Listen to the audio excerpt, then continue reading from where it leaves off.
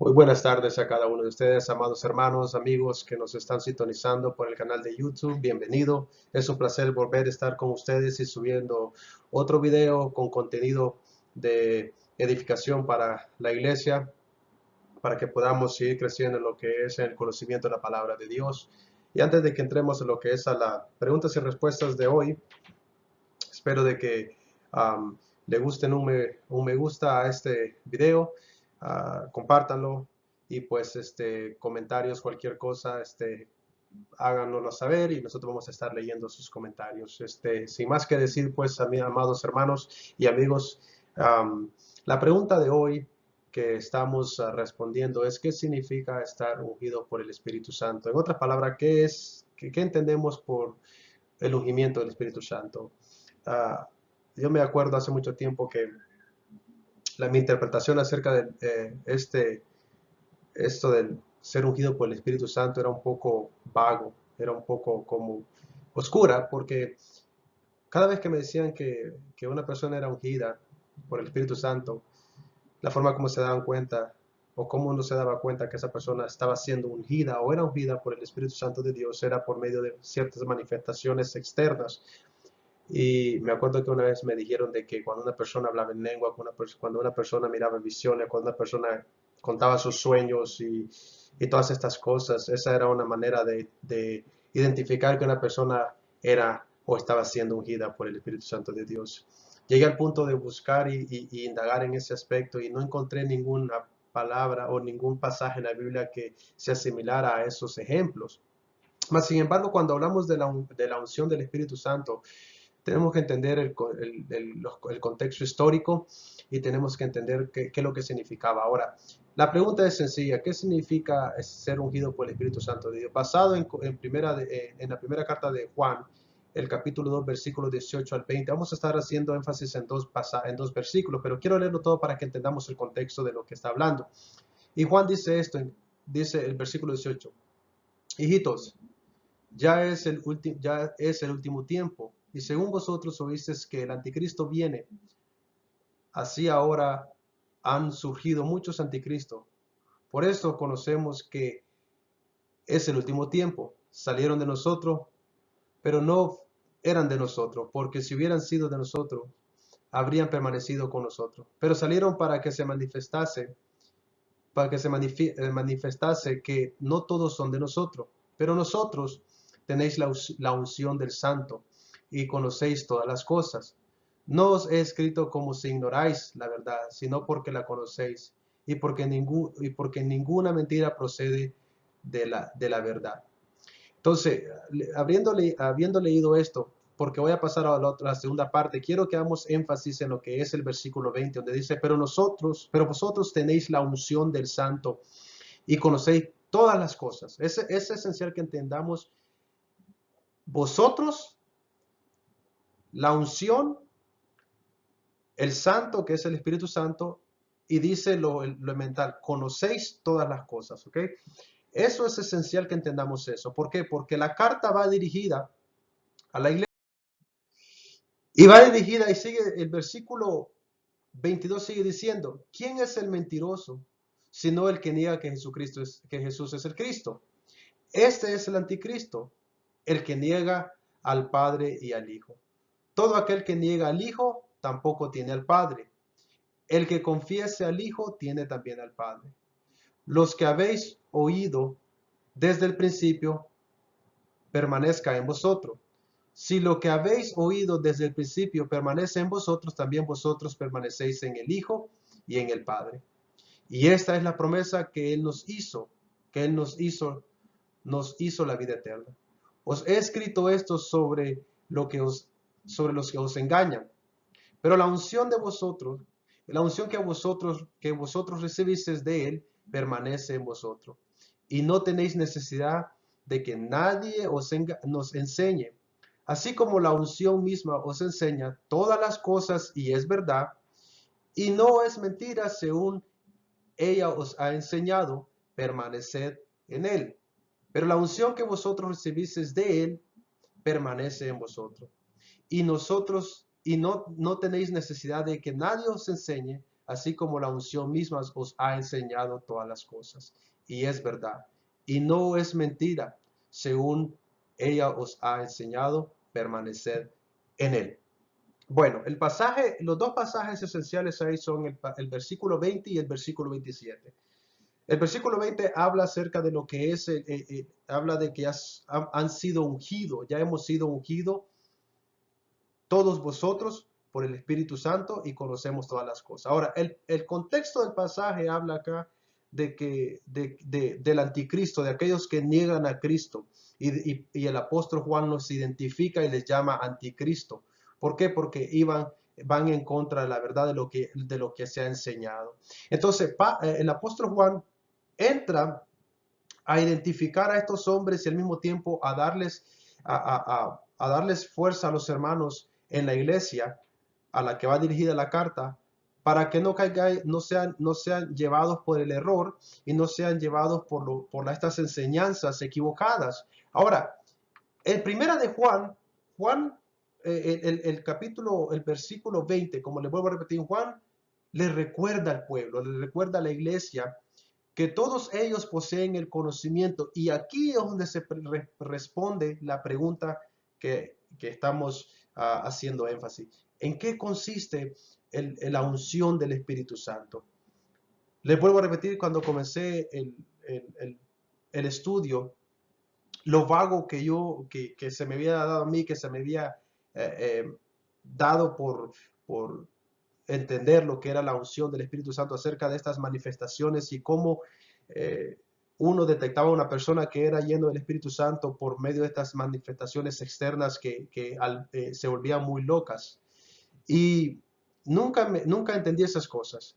Pero eso es algo equivocado. Esa enseñanza o decir que esa es la unción del Espíritu Santo que procede del Espíritu Santo es algo equivocado. Para entender esto, en el Antiguo Testamento, la forma como se hablaba de la unción del Espíritu Santo era por medio del aceite. El aceite personificaba o era una ilustración para lo que era el Espíritu Santo. Y cuando un hombre era ungido para llevar una tarea o un trabajo o cumplir el propósito que Dios le daba a esa persona, ya sean que fueran reyes, profetas o hombres de Dios.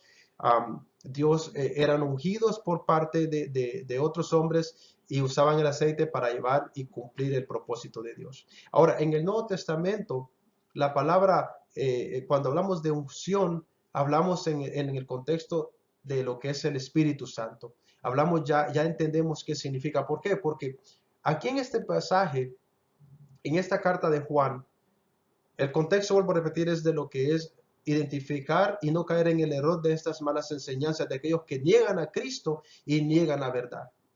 ¿Por qué Juan los exhorta? Porque Juan ya sabe que ellos han sido ungidos por el Espíritu Santo de Dios. ¿Y qué es ser ungido por el Espíritu Santo de Dios? Es llegar al conocimiento de la verdad. Esa es la unción del Espíritu Santo. Llegar a entender el conocimiento, llegar a entender con el conocimiento la verdadera doctrina, la verdadera palabra y no caer en el error. Entonces, cuando Juan le dice en el versículo 20, Juan les recuerda al pueblo, a todos ellos, que ellos poseen el conocimiento, ellos poseen la verdad.